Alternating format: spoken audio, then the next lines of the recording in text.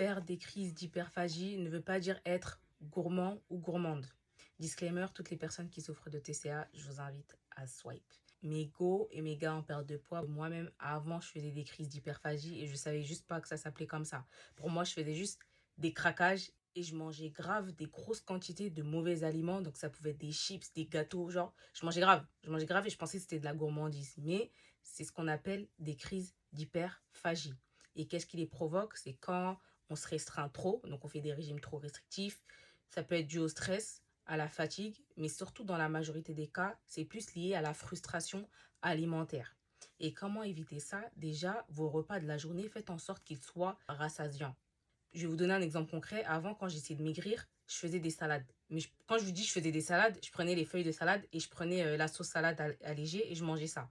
Ce que je fais maintenant, c'est que je me fais une vraie salade composée avec du saumon, avec du maïs, avec des tomates, avec du fromage pour la salade. Bref, je me fais une grosse, bonne salade qui va me caler. Ça limite les épisodes d'hyperphagie. Donc, essayez vraiment de faire des choses rassasiantes avec des protéines, avec des bonnes fibres qui vont vous caler. On n'oublie pas les glucides, même si c'est diabolisé, ça existe, c'est pas pour rien. C'est juste qu'il faut choisir les bons.